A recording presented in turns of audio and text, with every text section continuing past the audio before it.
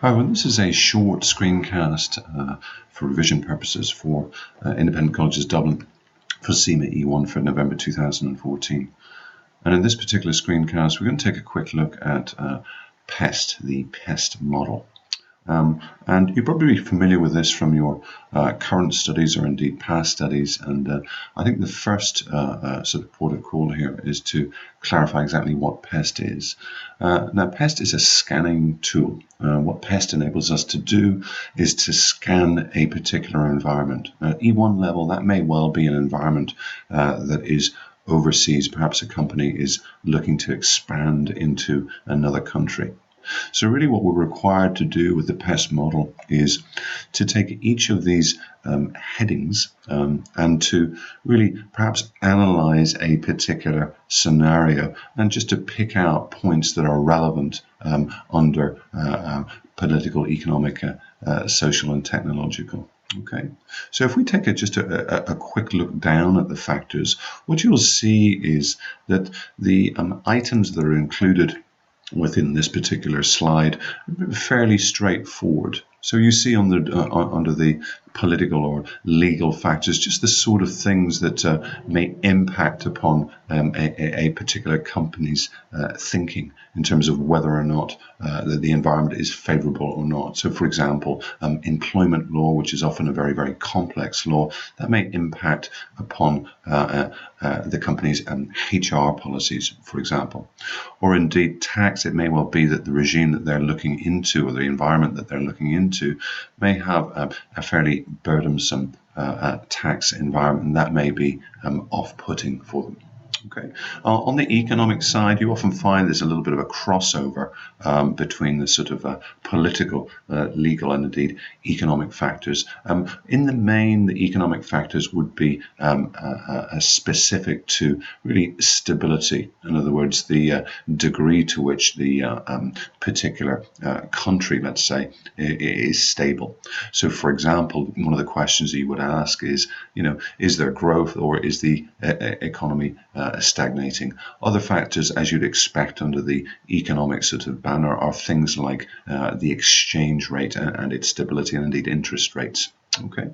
On the social side, or indeed the cultural side, quite a lot of potential areas there, given that it covers the social banner. One thing to draw your attention to is just down the bottom of the page here, just Handy's definition of what culture actually means. In other words, the way that we do things around here. And if you're looking for another definition, I'd draw your attention to Hofstede's definition as well, if you can find that within your text. Now, under social factors, really, what do they mean? Well, essentially, for social, really read people. To a large extent in questions at E1 level, this will relate to the people involved. So, for example, if we're expanding to another country, let's say, things like language, religion, and indeed custom will be relevant to us. In other words, the way that people do business, and also, as they've mentioned here, the degree of potential change. In other words, change from one culture to another. Companies have to be aware of the fact that simply rocking up in a foreign country and trying to impose their own either national or indeed organizational culture on another country or indeed a set of individuals may cause conflict, may cause difficulties for them.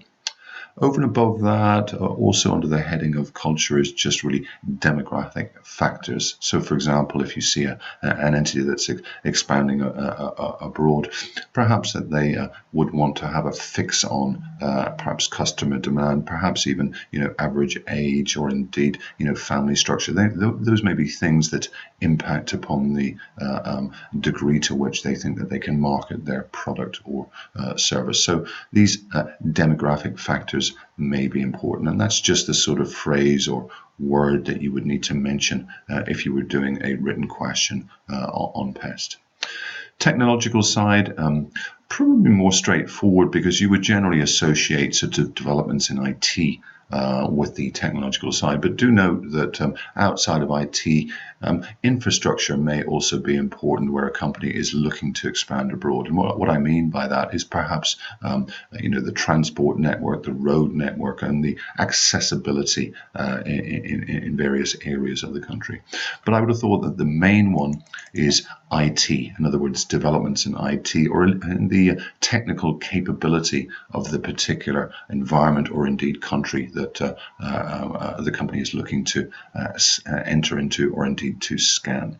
So things that would be relevant perhaps would be, new methods of production or indeed service provision. And what the organization will be looking to do, obviously, is to exploit technology or perhaps to structure themselves in such a way that they can exploit technology. Other issues would perhaps be relevant to IT, things like internet, etc.